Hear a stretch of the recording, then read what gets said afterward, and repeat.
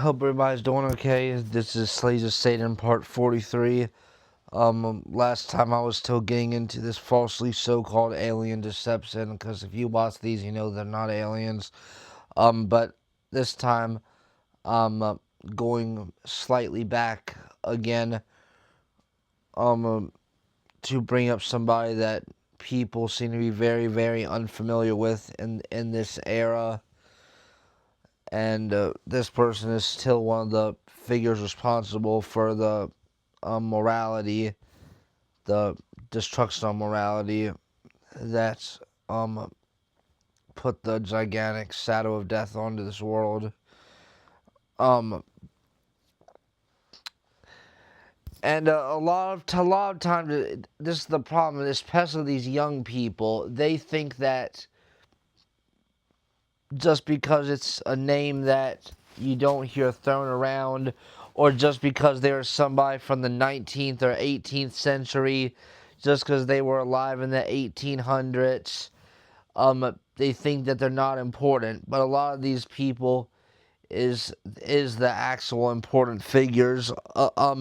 That's why I personally focus more on the past figures and the modern figures. Now, don't get me wrong, I study the modern figures too, and I'm going to get to all of them eventually, but you have to start with the older ones, and that's one of the reasons why all these videos are in chronological order. If you watch these in chronological order, then I believe that you should be able to completely get the point of where I'm going with these. Okay, so Gerard Ancus, but mostly known as Papus or Dr. Papus, but he also went by another alias called Tau Vincent, but we're just going to go by Papus because that's what most people will recognize. So let's look at this wonderful resume. Kabbalist, the highest authority on the tarot at the time. Black magician, alchemist, theosophist, a member of the OTO, which was Crowley's group.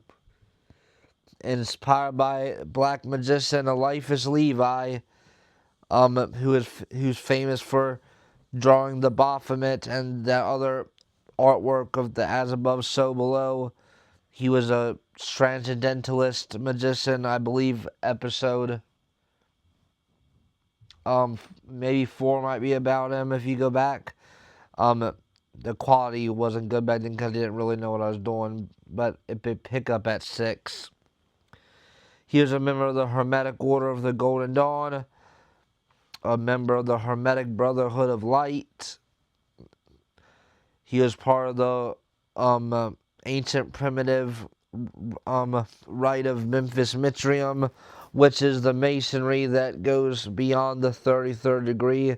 Some people just call it esoteric masonry, depending on what sect you're in of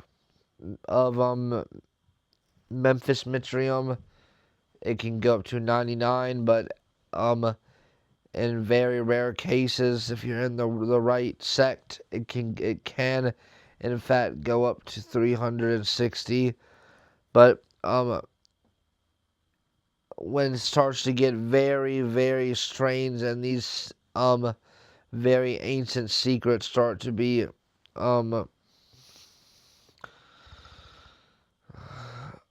distributed, I would say it's probably in the 90s where it really starts. But anyone in the 33rd degree knows that Lucifer is the god of the lodge. It might not be the personal members of a god, because it's more about self-worship and Gnosticism, but they're still under control of the same person, the same entity.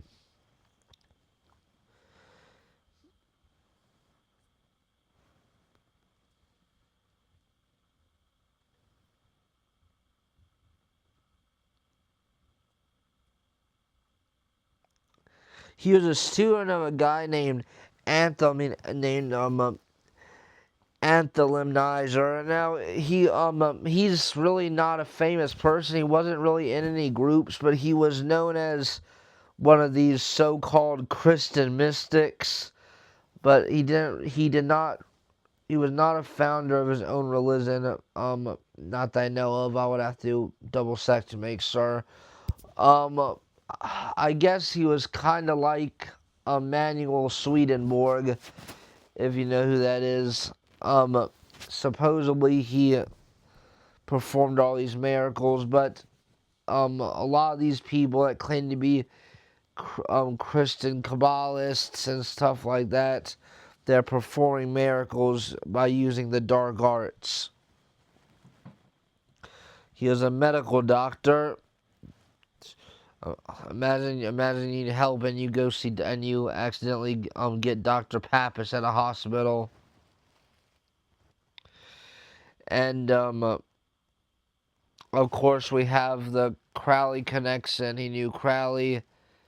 He also met Blavatsky, the two people that got the ball rolling on all this. Now, he was the founder of the Kabbalistic Order of the Rose Cross, which is a spin-off of Rosicrucianism, but it focuses on so-called Christian Kabbalah, because this is something that you have to know about Rosicrucianism. And also, Rosicrucianism is not really comparable with people that are Masons and don't know what they're doing. Typically, even at the lower degrees, everybody that's in Rosicrucianism knows that they're into Gnosticism, dark arts type of religion.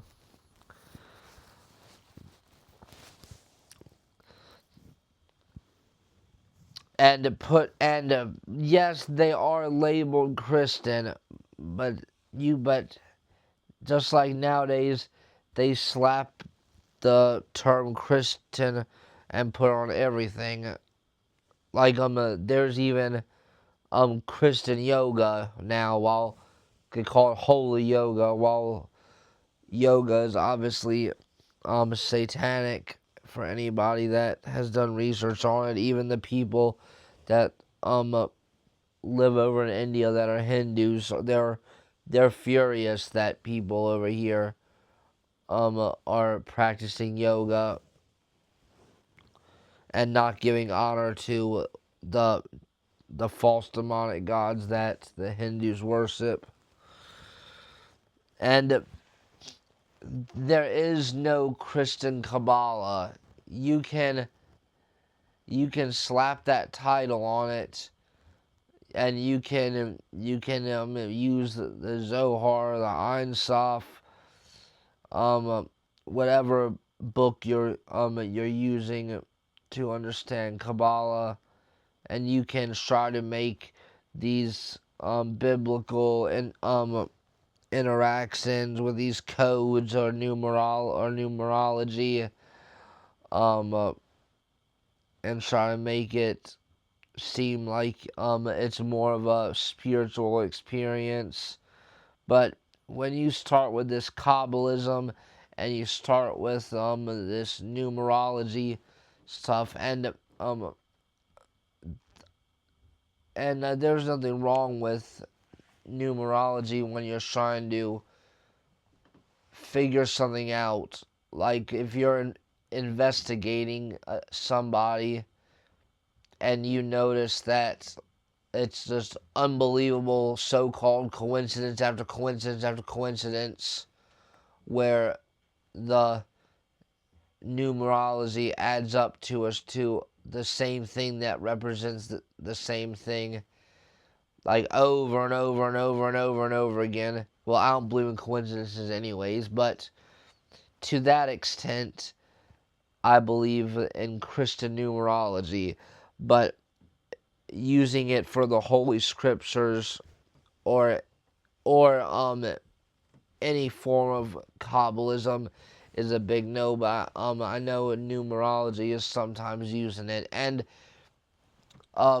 with as many verses as in the Bible, the Torah, the book of the prophets, whatever part you want to use. I know the Torah is the fundamental part that they use typically for Kabbalism, but there's so many different types of Kabbalah through um the Bible, and it's based like pretty much the term. If you torture a computer enough, it'll give you any answer. Like you can start doing that with the Bible if you want to be a sick person and twist it.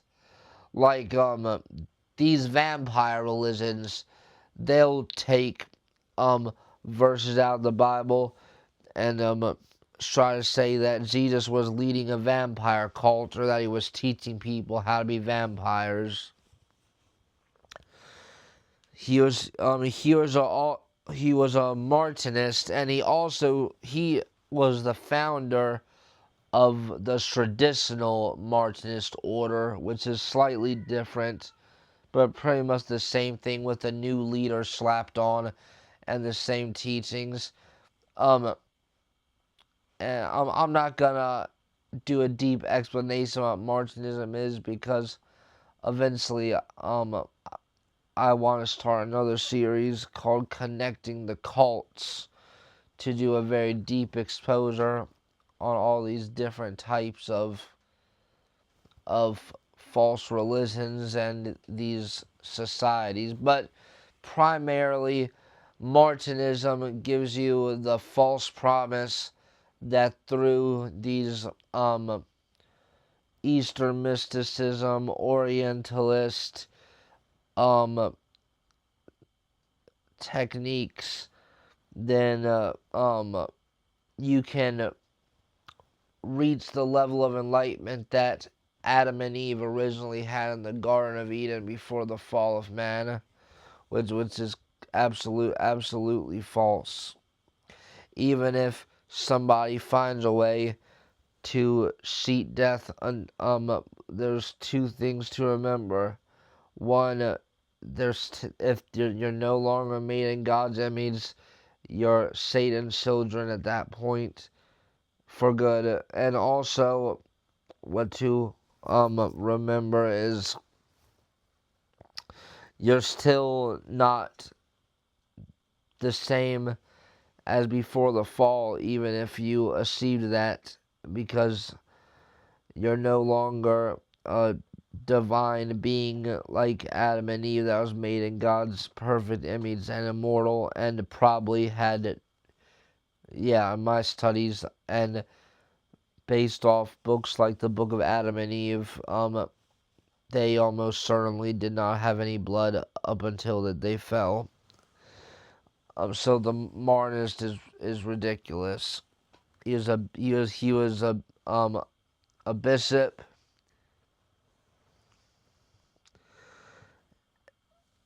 and I'll get to how he was a bishop in a minute. Now, he's the possible author who forged the protocols of the elders of Zion. Hi, little Tigger.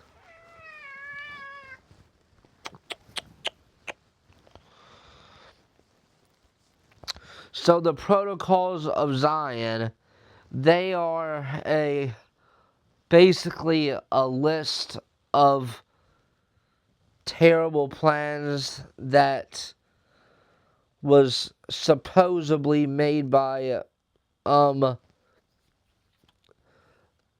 Jews, but it's been pretty much proven that it was a psyop by the Illuminati, and it was made by the people, the type of people that the Bible talks about in Revelation, that's pretending to be Jews.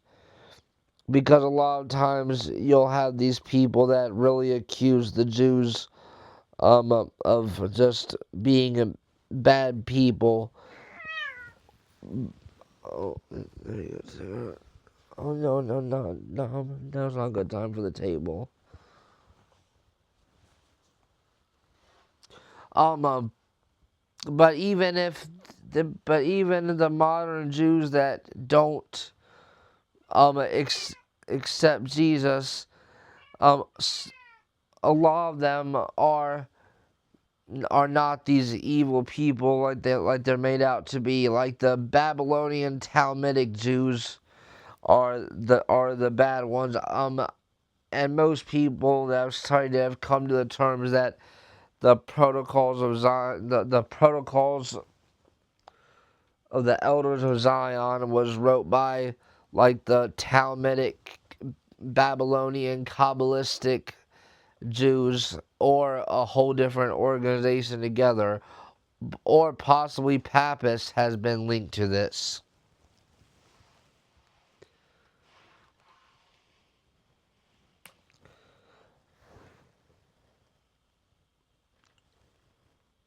Now, he was a 10th degree member of the OTO, which the OTO was originally made to be a direct revival of the Bavarian Illuminati, co-founded by Theodore Russ, or Theodore Roos. But then, Crowley took over the OTO. He stripped it of its Masonic roots and made it into a Thelemite sex cult.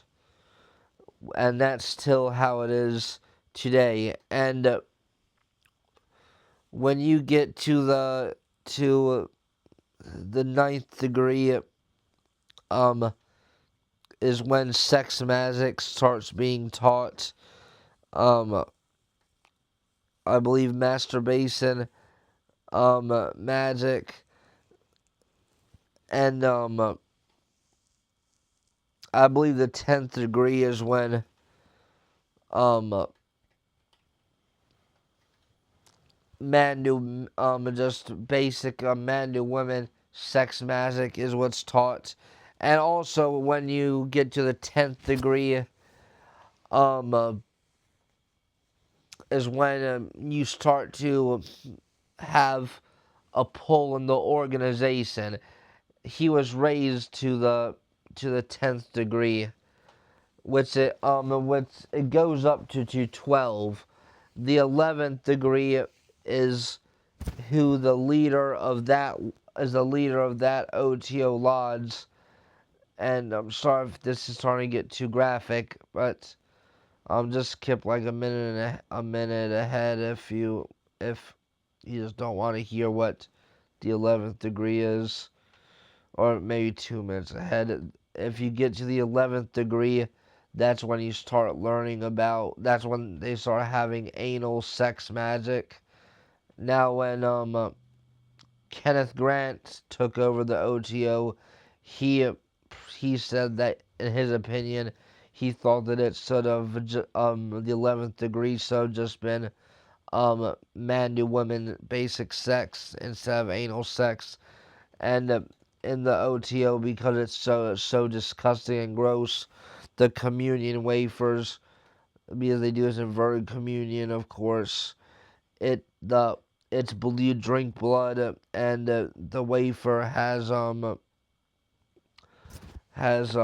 usually feces, semen, a whole bunch of disgusting, horrible stuff in it, but it's always feces, and it's to just do some horrible, high-level mockery to Jesus Christ, and all I can say is they're gonna get what's coming to them. I tell people not just trust it because of it. One day, they'll be taken care of by Jesus Christ. They may be able to see it now, but that's only until the judgment.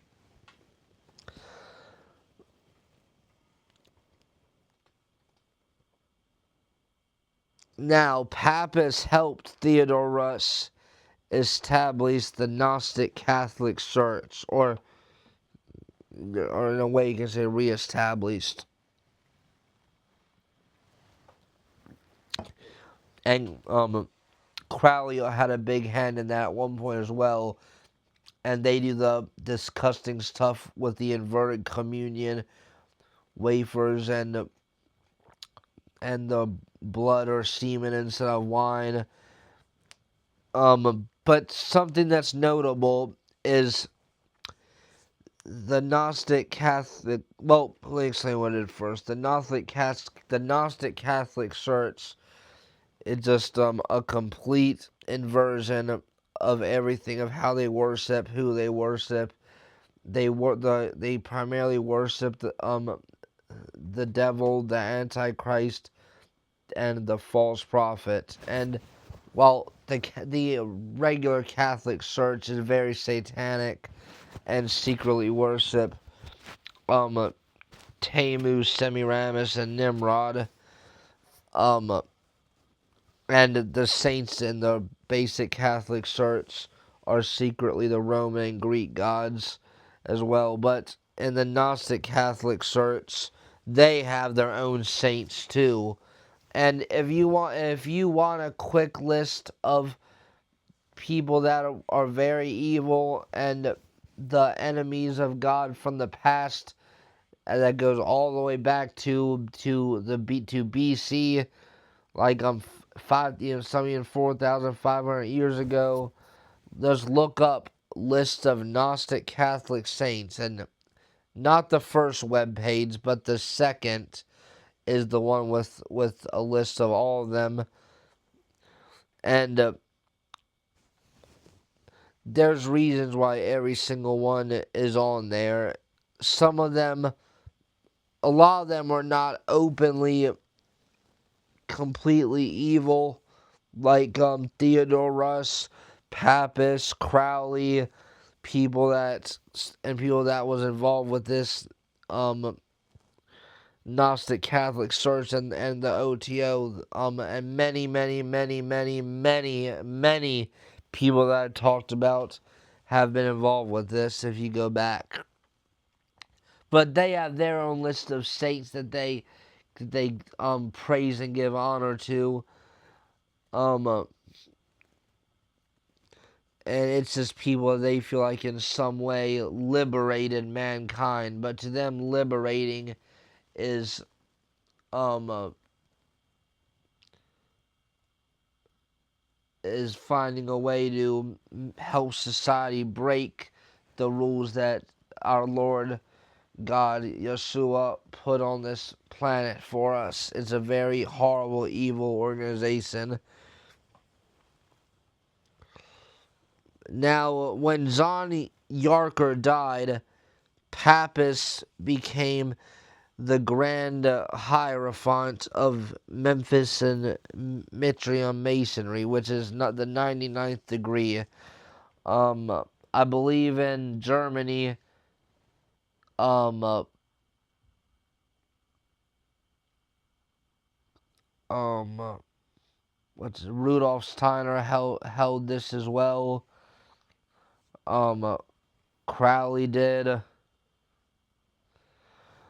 Um, uh, it's kind of hard to find online, but you can find the other people that did hold this rank.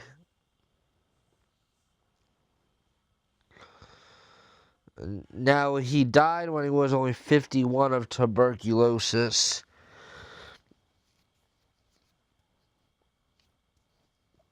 And people call him the doctor of the occult. He also claimed to be a Christian mystic,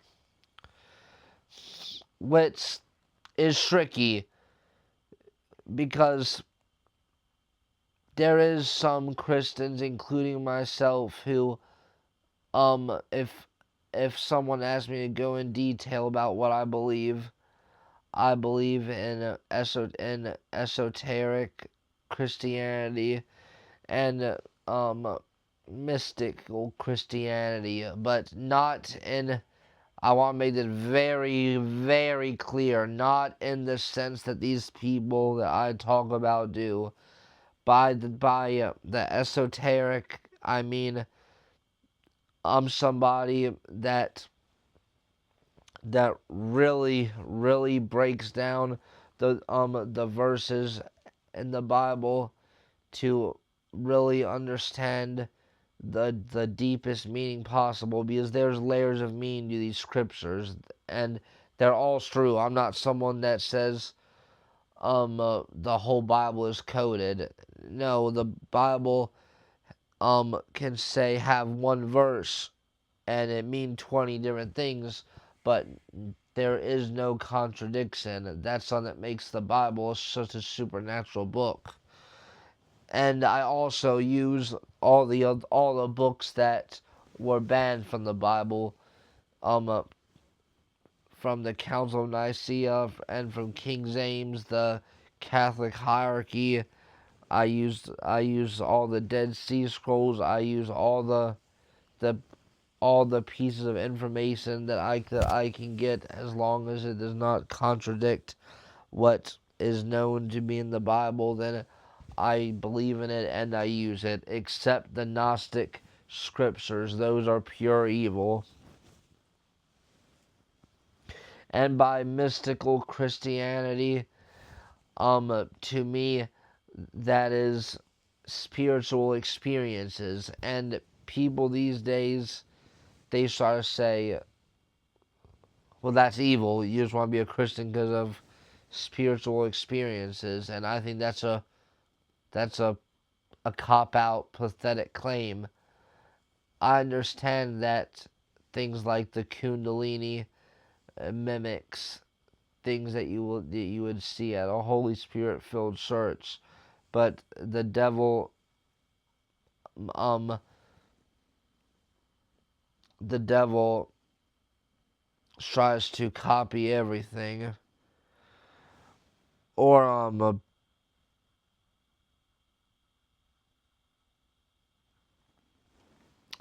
or another example. By what I mean by that is fully operating the same way that the apostles did, and to the power of the Holy Spirit. I completely I am a very, very, very big advocate for speaking in tongues. I'm a very, very, very proud defender of things like being slain in the spirit, or what people call drunk in the spirit, or things like that. Um, because I've experienced it specifically when I was younger, and there was um churches and groups that believed in that, and other than the groups that just want money off of it, like the TV preachers, it is the most genuine group of Christians that I ever met. But I will say, they're not really the best group to get knowledge from, but for a spiritual experience, I will always take up for things like being slain in the spirit, or even things that kind of might look scary to people because they don't understand it. Because the power of Christ is a very, very, very powerful feeling, and um, people that did not happen, that's how that doesn't happen to. I just feel like they don't understand it, and there's examples in in the Bible of people falling flat on their face in the presence of God. Now, the last thing I want to talk about is he claimed this Christian theosophy, which um theosophy is completely completely satanic to its core, completely evil. Blavatsky, I would say, is one of the most wicked, probably the most wicked woman that I've ever seen, in my opinion, as far as in writing. I'm sure there's been worse in person, but I've I've never came across such someone that is such a has so much hatred in their heart for God. And I will get at a later time. I will get on the founder of that Christian theosophy and explain um what these claims actually means. I hope that this video was informative, because what I tell people is to get the full picture of what's going on, to be able to connect all these dots, you have to understand these figures from the past. And like you'll never see me make a TikTok, but I'm aware of stupid things like Witch Talk and all these people on there promoting tarot cards. All these people making money off doing tarot readings. And one of the main reasons why this is considered acceptable is because of this papus fellow. The other person that is very responsible for it is author Edward Waite, and of course Aleister Crowley, when he released the Tarot Deck of Thoth. And the tarot cards is also like a gateway type of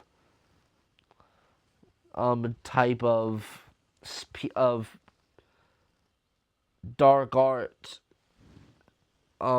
drug. It's like a gateway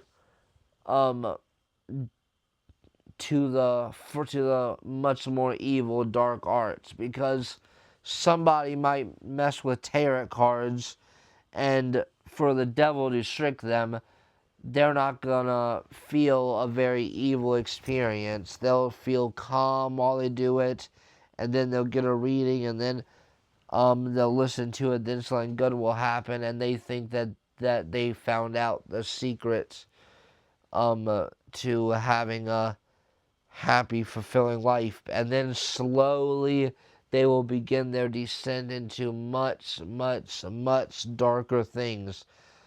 I would say the two entry points, because unfortunately my mom got slightly wrapped up in this stuff when she was younger, but thankfully she did not go any further than the cards and what else I'm about to mention. And she became a born again Christian around the age of 40. And unfortunately, I lost my mom at a very young age. Well, compared to other people I know, at least. But the two gateway drugs to the dark arts, I would say, nowadays is the Ouija board and tarot cards. It will start with that. Then before you know it, they're studying voodoo, black magic, hoodoo, Enochian magic, and stuff even worse that I don't really feel compelled to talk about right now. I have another video that needs to be filmed as soon as possible, of a warning of a certain incident that's about to begin in life. Have a good rest of the day.